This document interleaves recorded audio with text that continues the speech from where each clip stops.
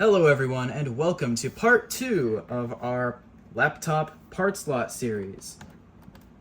In today's part, we will be... we will be testing our Green751 part stock, and if it doesn't run too long in this part, we will also just assemble our completed final unit. So... we'll see if this is going to turn into a 3-parter or not.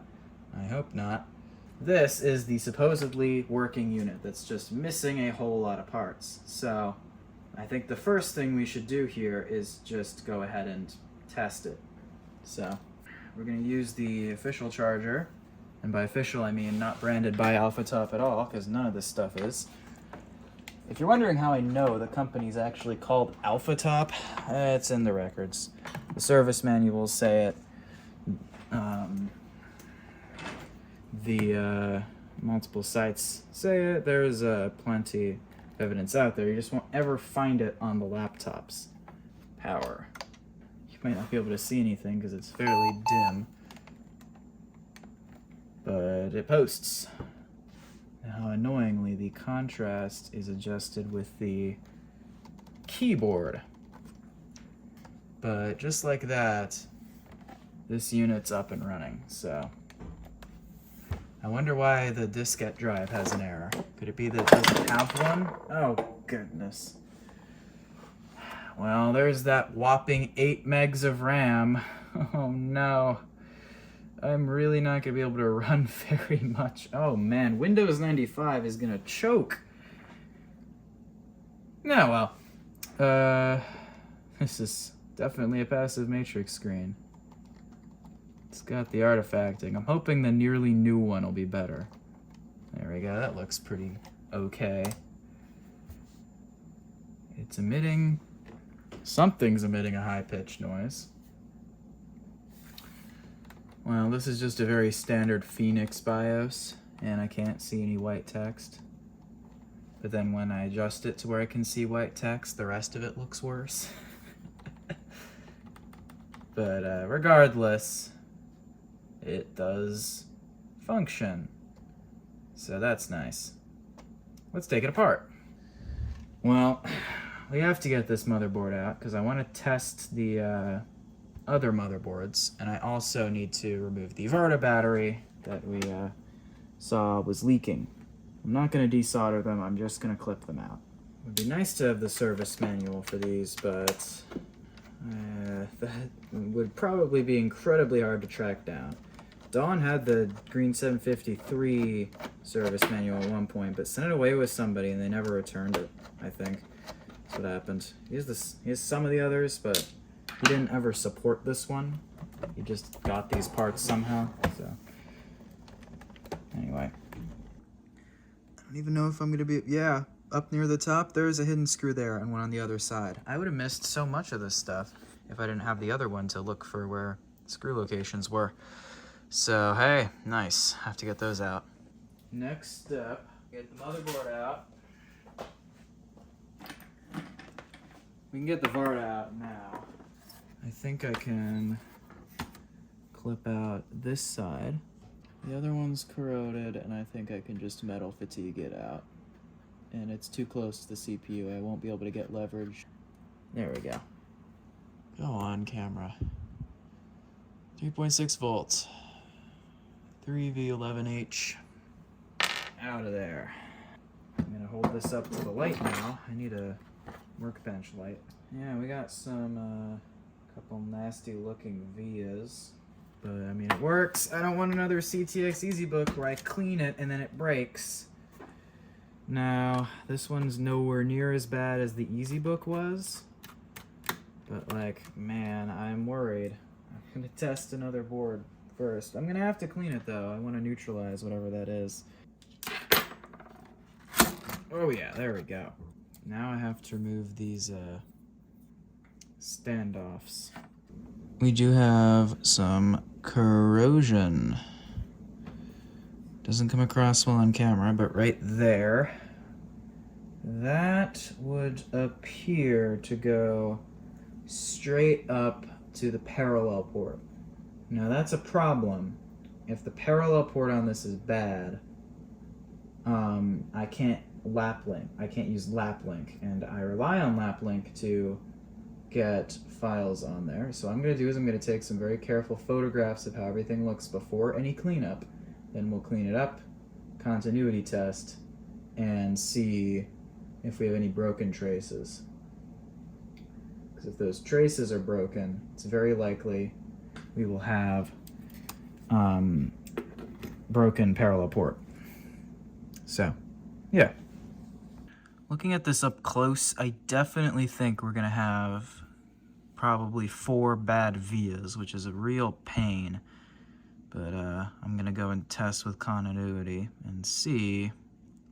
So yeah, we might lose parallel on this. But we have 2 other boards. Hopefully one of them works, and they both look in better shape than this one, so we'll see. Alright, so the 4 green nasty ones that I suspected were bad are in fact bad. I haven't even bothered to test through the board continuity yet, but none of them have continuity with the traces coming off of them. So this board is screwed, and that's very fine work there that I don't have the right equipment for. I need magnet wire that works. I have magnet wire that sucks and barely works. So this board, well, it posts at least. Probably not a good solution because I really do want that parallel port. So we'll have to test the other boards. All right, let's just quickly test that the cleaning didn't break anything. Okay, speaker popped. All right, it's running. But it lost the CPU jumper config, so something happened there. Regardless, it's still working. So next step is to test our 11-inch display assembly. So let's get all this right back out again. I'm hoping that even though it's a passive matrix panel, that it'll look decent, since it is likely practically new.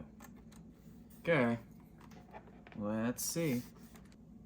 Okay. These speakers are louder, and I noticed they were a different brand. Well, let's go ahead and plug in the keyboard, and then let's adjust the controls and see how good this screen is. The nicest passive matrix screens out there are good enough that they can fool someone into thinking it's a TFT on a still image from a dead-on angle. That's about the best they can get.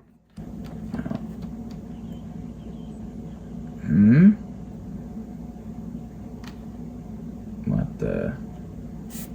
And also, why does this not have a heatsink? That feels weird to me. It's power cycling. I don't have everything plugged in, so I don't know if it's that's causing this. It's probably just stuck in a loop because I don't have the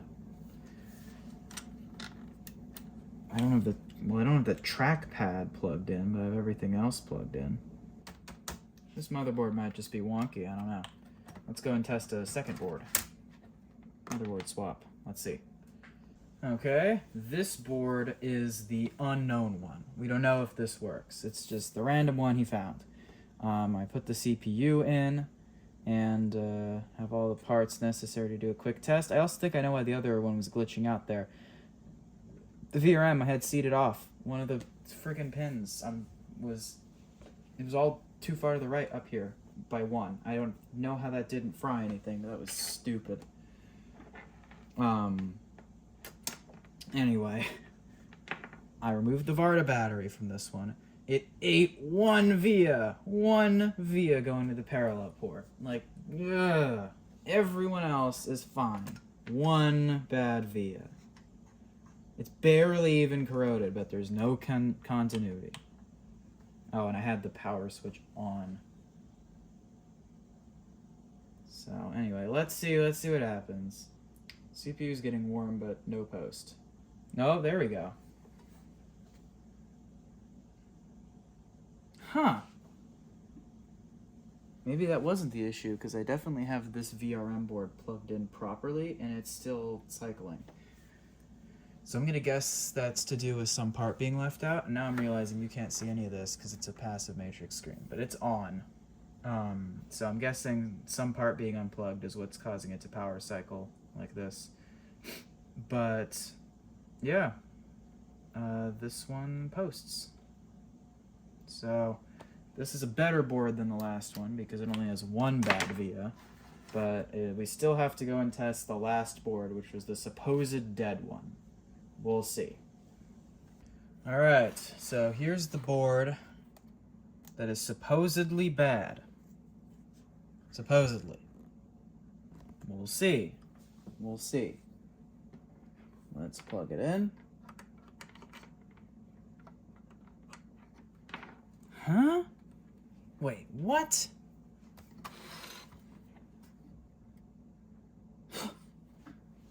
You're kidding.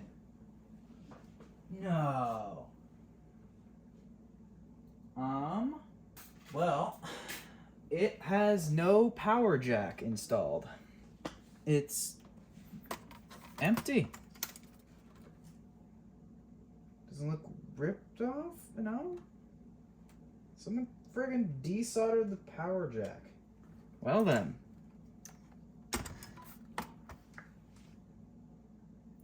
Yeah, that would explain why it doesn't work. But the question was, is the missing power jack the reason it was returned? Did it somehow ship without one? Or did someone in its life take the power jack off and use this as a donor board? I have no idea, but for now I'm going to put in the one that has the one bad via and hope for the best. Oh man.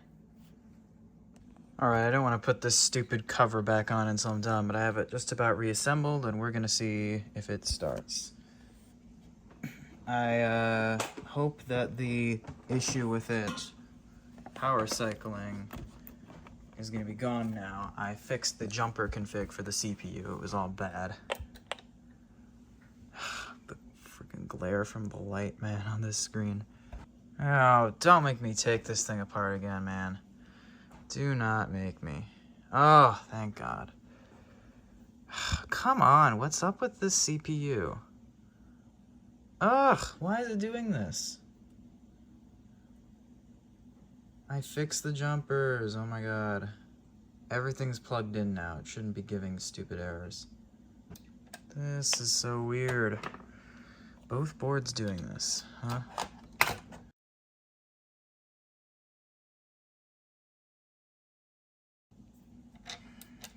Is it just overheating, maybe? It shouldn't.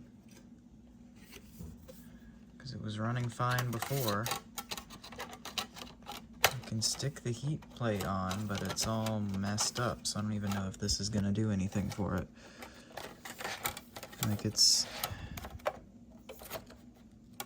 Look at this, it won't even sit on there. Man, I always seem to get unlucky here.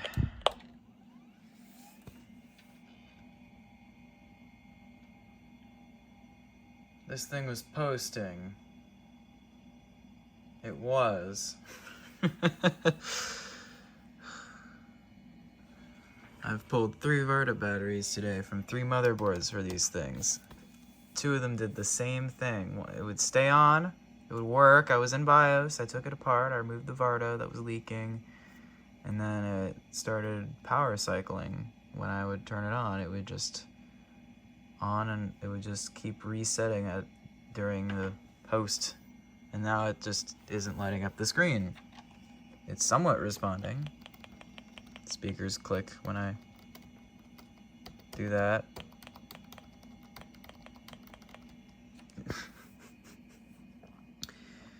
It just decided it was gonna, you know, just quit working, because why would it just work? That would be too easy.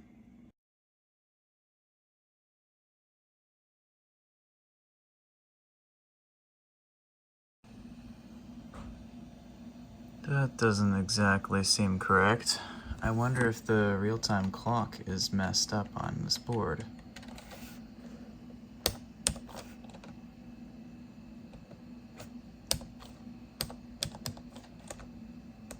It won't let me actually set anything here. Alright, well, I've made some progress.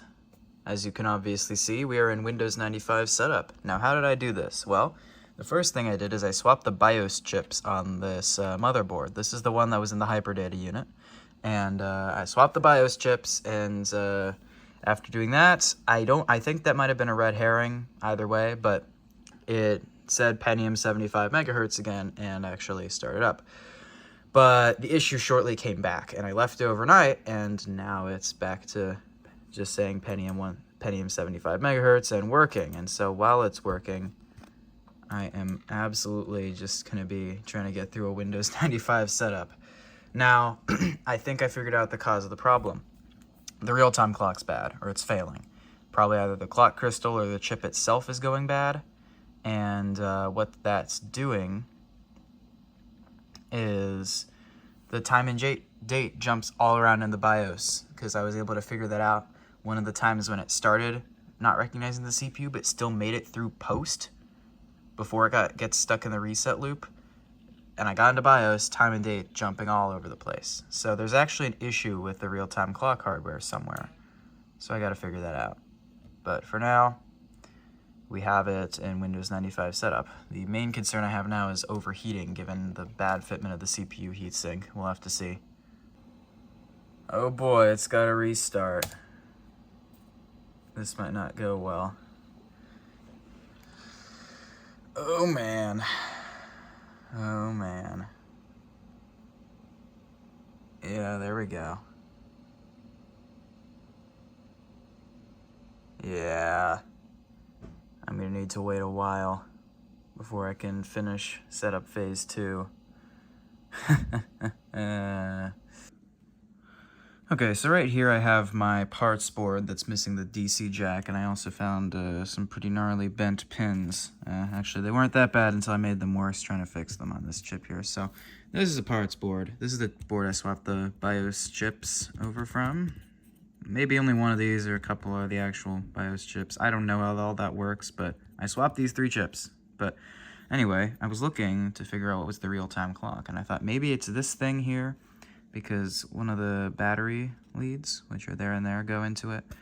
But I figured that didn't seem right, because this also looks like it's going to the parallel port. And I thought maybe because these vias are, one of these vias is, actually all 4 of those vias and a 5th one are, I think, bad on the board I'm using. So parallel's likely not going to work. But I figured that perhaps that's it, but no. I couldn't find any data on this chip. But this one here, I was just suspect on, because I've never heard of benchmark before. And if you look here past these factory bodges, that Y3 crystal is going right into it. So I looked this up. This is the real-time clock. So what I'm going to do is I'm going to swap this crystal, which is through hole, from this board onto the one that's mostly working. And then we will see if that corrects the issue, and then if that doesn't, then I will swap the benchmark chip, which is something I think I can do. I've swapped chips with tinier legs than this, like ones of this size, or maybe even more thin than that. So I think I'll probably not have too much trouble there. And then we'll see if that gets our board fully up and running again. Okay. I replaced the crystal. Let's see what we got.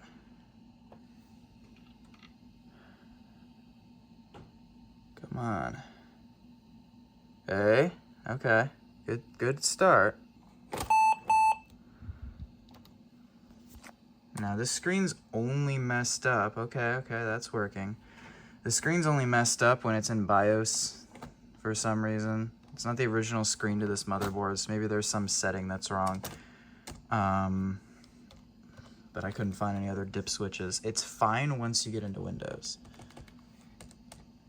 Let's see here. Alright, well, at the very least I haven't made it worse. We'll see if that issue comes back. So, this thing is a long post. Gotta wait. And eventually it'll kick into gear. Alright, and see now the screen looks fine. So I'm gonna let it go through setup now. Here's the big test. It has been on for a while. I'm very curious. I'm so curious. Oh, come on, please. No! Are you kidding?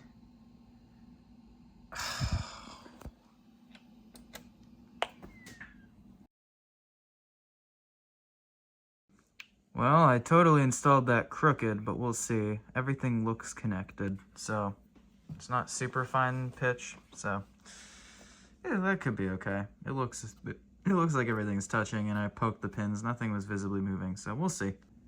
I'm predicting no post. Let's see.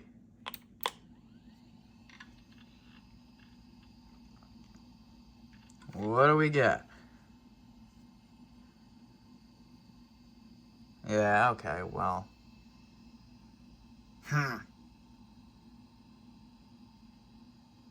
So, did I not get the chip soldered on right? Or is the chip not the issue? Is it really just that it needs a working clock battery? I mean, I don't know.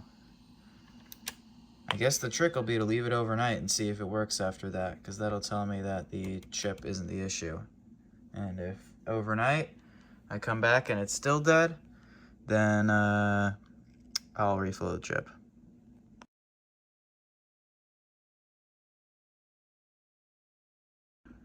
Alright, I reflowed the chip. I'm sure it's on there good. It really did well there, and it's realigned better now. I'm guessing no post, it's never going to post again, and I wrecked something. We'll see. Come on. Come on, screen, turn on. Please. Yay, but the friggin' issue's still there. Dang it. Why? The last thing is just, does it need a battery? I mean, that's really the last thing there is. Oh, shoot. Well, now I'm screwed. That was my one chance. It's gonna be in the post loop now. I need to actually initialize the hard drive. Huh? Okay. Come on. I might just have to get a battery in here. Wouldn't it be funny if this whole time the issue was just that it didn't have a battery? And it was nothing to do with the crystal or the chip I swapped.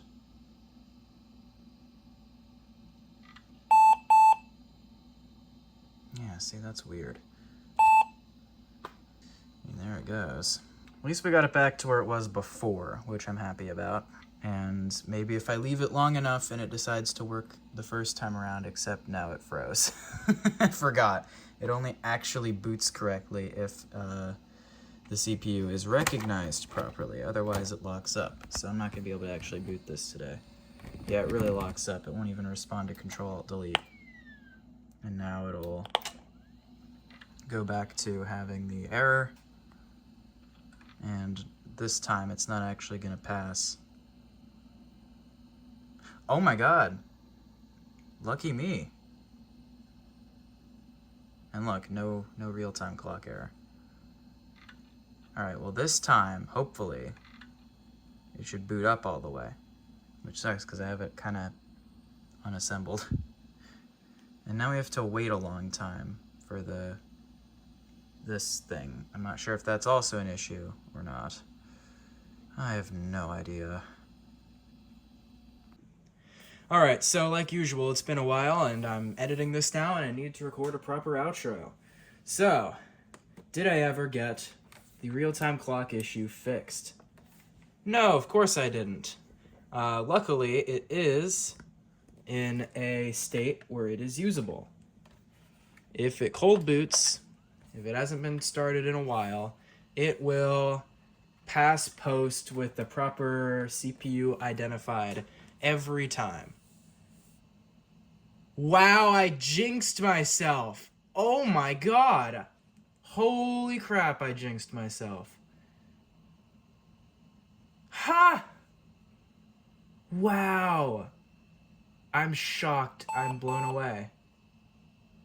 that is the first time it has failed that on a completely cold boot. I cannot believe how badly I just jinxed myself here. Well, anyway, quick update. Normally it works fine on cold boot. I hope we haven't just witnessed the full death of this thing's usefulness. But yeah, I've been using it for, DOS games, just testing it out. It works fine, and it has a lot of potential because this is a early Pentium with a sound card. And if I can get a uncracked active matrix screen, which I think I can, I found a similar part number on eBay that I think is fully compatible with this Samsung cracked screen. I could get this thing TFT color, and it's a 640 by 480 screen, which means it'll be perfect for DOS gaming. This has potential. I just need to get it fully working. That's really just the one thing. I'm not really too disappointed. I don't regret buying this lot of parts. It's really useful. I have so much useful stuff. It sucks that I didn't get a fully working system out of this, but I'm still confident fairly that I'll be able to at some point figure out what's wrong with this motherboard, get it fixed, and hopefully at some point get one of these that's fully working. But one last thing. I broke the hard drive door. You'll have no clue how I did this. You won't guess. I mean, think of something in your head. Guess, how did I break the hard drive door off? You're all wrong. I ran my chair over it. Yep.